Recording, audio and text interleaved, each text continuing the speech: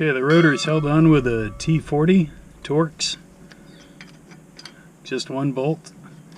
It's very gummy. Takes a lot of force to turn, and you really got to keep the wrench straight to keep that Torx from slipping. But that's all it is, just one. It's got a little blue Loctite on there. That might explain some of the stickiness. Okay, we're going to take off 2 bolts holding on the caliper. 1, 2. 1, 2. They are 13s. I'm going to use a deep set socket because the bracket for the parking brake is right in the way of the ratchet.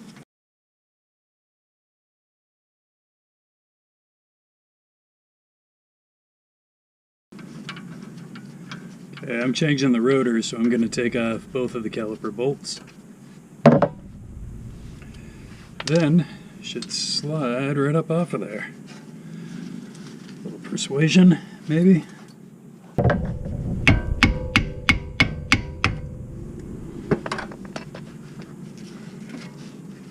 Okay, when you pull that up off there, you want to support it. I found that an S-hook off of a bungee strap works really nice, and it clips right onto the hydraulic line. Okay, now we got 2 15 mils holding on this this brake pad holder. So what I'm going to do is going to take it right off so we can get the rotor off, and also we'll take the holder over to the bench and clean up the brake pads.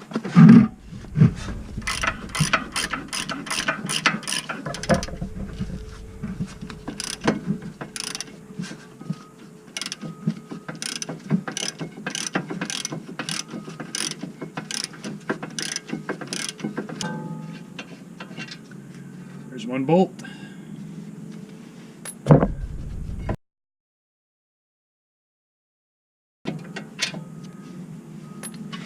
And the second bolt. And there it is. Brake shoe holder comes right off.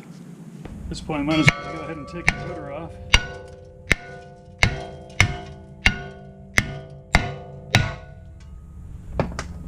There it is. No more rotor.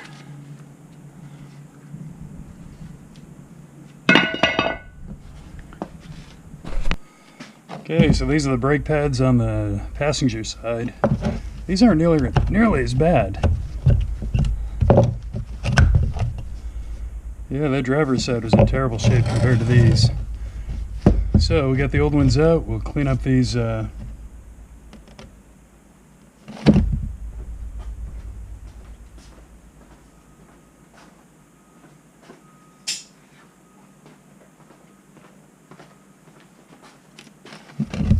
go ahead and clean up the sliders here. Yeah, we want those brake clips to be nice and clean to keep them from getting hung up.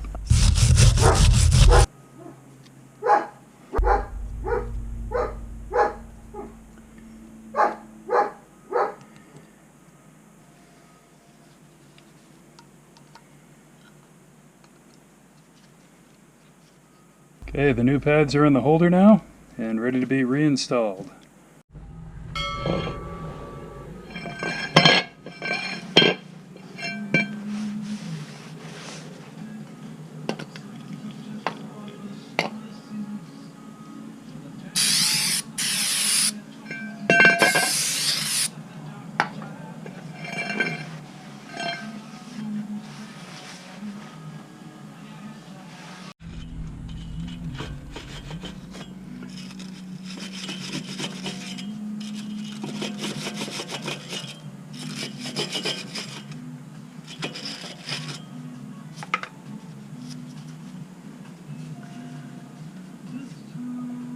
Okay, I gotta put a little anti-seize on here. Not too much, because you don't want that anti-seize flying out, interfering with the brake and brake pad. So just enough to cut down on the rust for the next guy who's gonna replace these rotors. Could be me.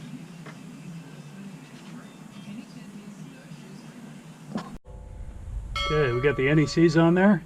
Not too much, just enough to to prevent some rust where the hub and the rotor come together.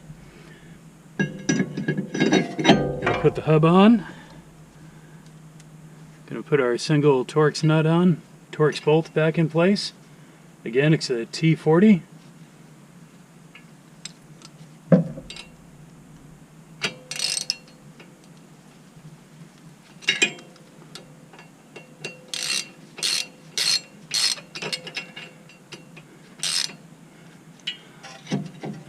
You'll know that bolt is tight enough when the hub doesn't wiggle anymore.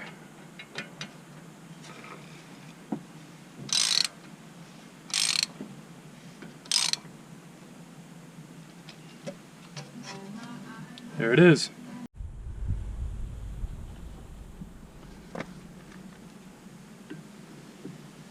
Okay, we're going to take our brake pad holder, slide it right into place.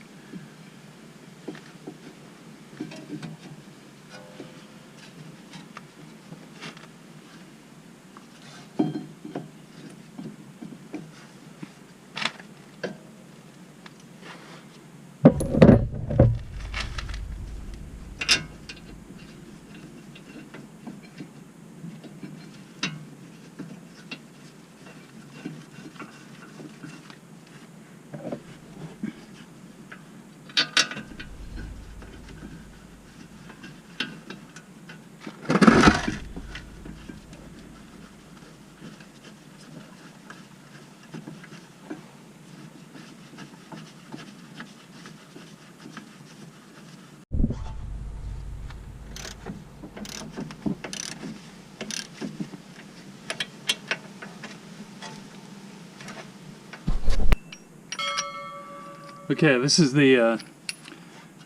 our brake cylinder. Now, because this is tied to the parking brake, see the parking brake cable? It's not strictly just a hydraulic brake, you know, that just goes up and down. This thing actually is tied into the parking brake, so the typical, you know, cylinder compressor like that, that's not going to work because you have to actually turn this in. Okay, so what I'm going to do is I'm going to crack the 7/16 bleeder over here and take open that up so that the pressure can come off of it, and that'll allow me to turn that cylinder and turn it down so that it'll fit under our new pads. Actually, this is a lot easier to do without that on there. I'll just break it loose, then I'll put the tube on. There we go.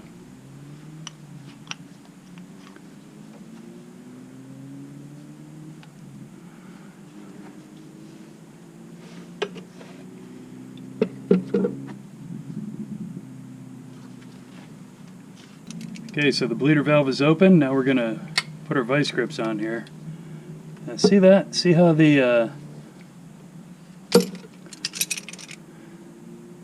the sock started to turn with this? You don't want that to happen, because once that thing starts to turn and twist, then it's going to rip. And then once it rips, then your cylinders are going to rust. Once your cylinders rust, then you're looking at replacing all of your cylinders. And blech, it's no fun. So, I'm going to slide the boot down. And once I slide the boot down, we should be able to turn that without any interference. Okay.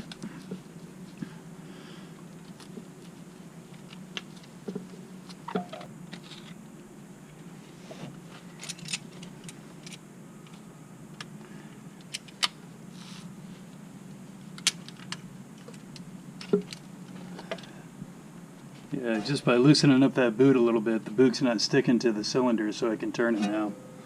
Probably wouldn't hurt to put a little bit of oil on there, but now check it out. This is a universal tool that's supposed to fit on there, but I learned when I did the other side, the tool does not fit. Thank you, Ford, for not taking into account rusty cylinders. Hello.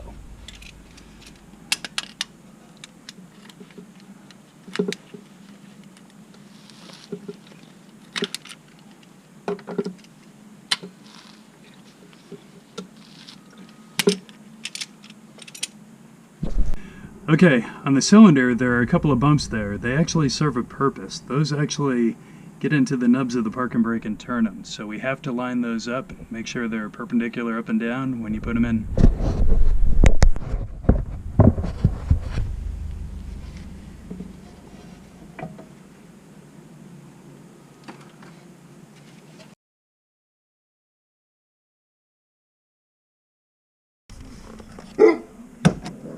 Okay, the reservoir is located right under the hood. The cap reminds you that you only want to use DOT3 brake fluid. DOT3 brake.